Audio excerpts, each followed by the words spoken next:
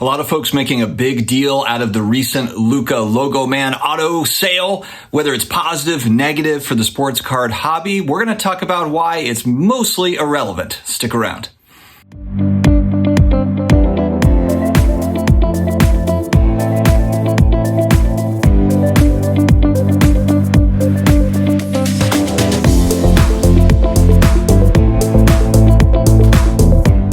Hello to all my sports card collectors, investors, all of my collectibles friends. It is another day. It is another card video. Thank you very much for joining me here today. If you're new here and you're looking for pretty much daily sports card collectibles content and a lot of goofiness. Check on that. We may only have, I believe that we may only have 32 of these, but let me explain something.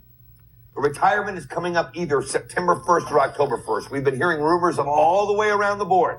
Then this is the channel for you. Hit the subscribe button down below and also connect with me on IG at Sports Card Dad. I'm also on the Twitter, the Sports Card Dad. No. Grant is a salesman. He's selling to you. So what does this have to do with these breaks being rigged? I don't have to buy into a break to know if it's. Don't tell us how to run our stream, boss. This is our channel, not yours.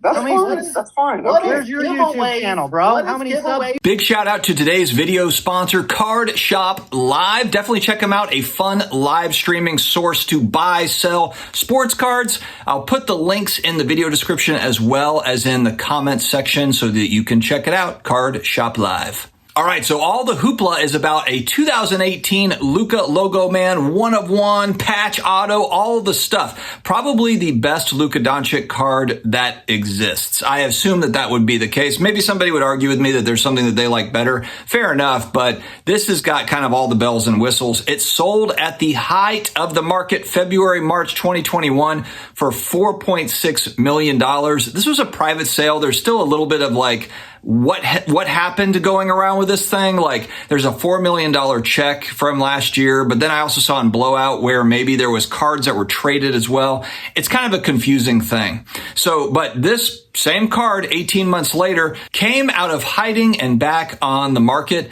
And I think that my initial reaction was this is just people that are just trying to get liquid because they've got other things that they want to get into. I just highly doubt that they thought that they were going to get 4 million or 4.6 million for the card. I assume that they were probably just okay taking a loss on it, using that to get into something else. As we talk about on the channel, since that happened, since 18 months ago, now cash is king again. The Fed fund rate is positive, and now actually you stick money in your savings account and it's friggin' CDs and you're making money. So people are like, all right, I need my cash. Forget about assets. Let's get back into cash. And especially on the high end too. I mean, we're talking about millions of dollars that can be maneuvered into other things. Maybe it'll go back into cards. Maybe it's going to go to real estate or to stock market or whatever they're going to move their money into. But it's not a shock really. It's not like, oh man, this person lost $1 million. Well, if they spent $4 million on cards or this group or person group, whatever, they've probably got the cash. I don't think that was their last 4 million or their last few bucks. I'm sure they're doing just fine. And so the way I read this is this ended at 2.6 million, and then with the buyer's premium, you're at $3.1 million, a loss of about $1 million, I suppose. But again, this is still a massive, massive sale for a basketball card prospect. Now, granted, Luka, he's actually my favorite NBA player, exciting guy. Looks like he might be on track for an MVP type season, but frankly, he's been on track for MVP season since he started in the league.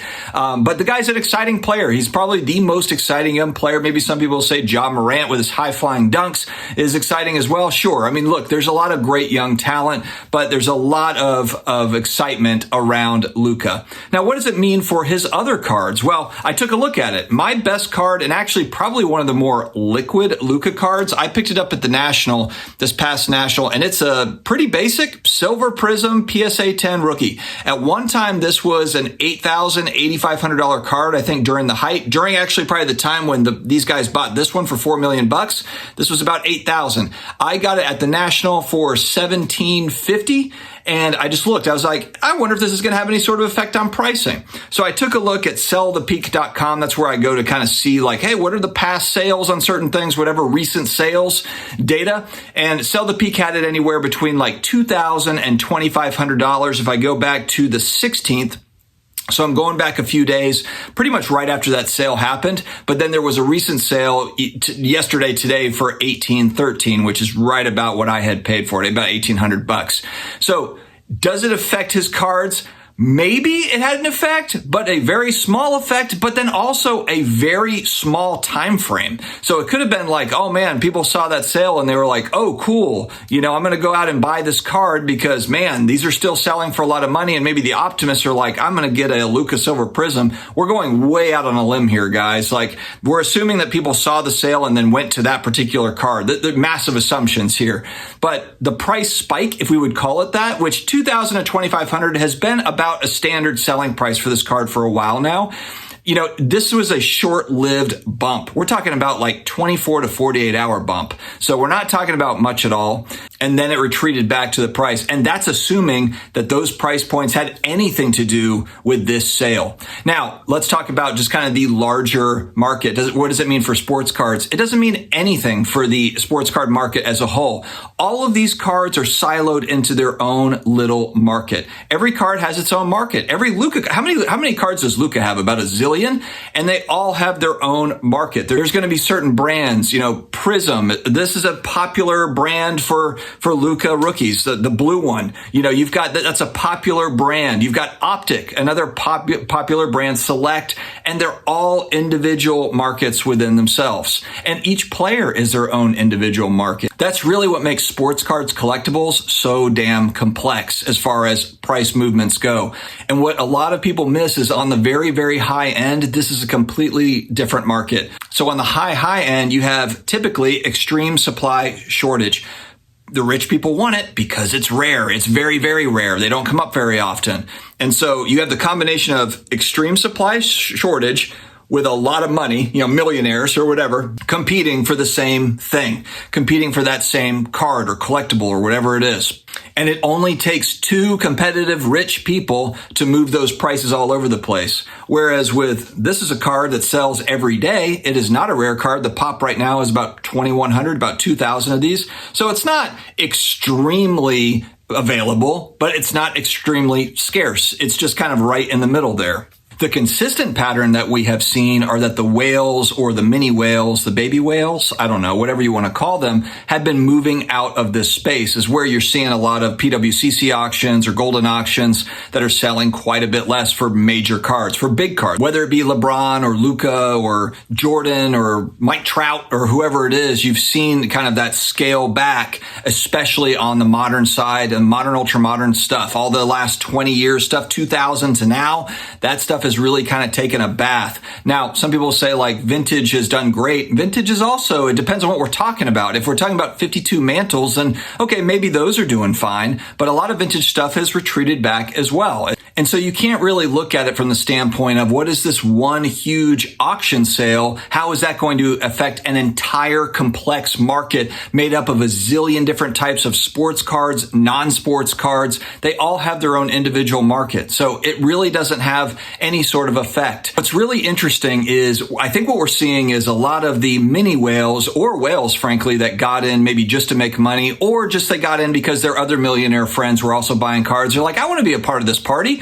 And now they're like, you know what, though? I don't really like cards that much. I'd rather have Lamborghinis. And they're getting out. But one thing that I'm seeing, though, is a lot of the whales or mini whales that are collectors, whether they got in and are staying in or they've always been in, they're still shopping. That's what I see. I think there's a lot of turnover with people that got in because of the boom. And now they're like, there's just other stuff that I want. I'm going to get out. Like, I've got a lot of money tied up in a piece of cardboard. I could have a house or whatever. They're moving out of that. But then you do have people that are like, oh, it's buying season. Now we're starting to see some prices move downward on a lot of great cards that I would like to have. So it doesn't necessarily mean that everyone's getting out, but I think that the whales that are getting out, the prices are coming way off of those cards, but then they're getting picked back up by other mini whales when we're talking about the high end market. So it's it's an interesting time. And I see in my comment section all the time, yes, prices are way down on stuff, and it's been a great buying opportunity for a lot of the cards that I haven't been able to afford over the last couple of years. Myself included, I'm still buying cards. I bid on cards today because there are certain cards that were just way up there, and then now they've come back to earth to where I'm like, oh, okay, well, this is actually pretty reasonable. Didn't think I was going to see these prices in a while or ever, and so I want to take advantage of that. Now, is it a falling knife? Could it go down more? Maybe, sure. But a lot of the cards are fairly rare. A lot of it's numbered stuff. It's 10 grades. So, yeah, I guess technically it could fall further, but, that's assuming that they do pop up again. And, it's all timing as well. Timing plays such a huge role, especially with auctions. There's cards that I'm buying where I've been looking for the cards on eBay for 6 months, 9 months, a year. Then they pop up. And they don't necessarily have to be mega expensive cards, but they are rare, but I just haven't seen them. A perfect example of it was the Marvel Black Panther Impel Auto 1990 card that I picked up. And I've been looking for over a year for that card, and they're not easy to come by. I won it on auction for about $200, but that's a card I hadn't seen on eBay for almost a year. And granted, I might have missed one or two here or there, but the point is there's a lot of kind of rare stuff out there, stuff you don't see all the time that doesn't necessarily destroy the bank account. So it's interesting. But guys, let me know, does the Luka card, does the huge Luka sale, how does it affect you? And do you think it has an effect on the larger market? I really don't, but I know there's other people that do. So let me know your thoughts in the comments below. Stay healthy, stay awesome, and don't forget to check out Card Shop Live. Talk to you later.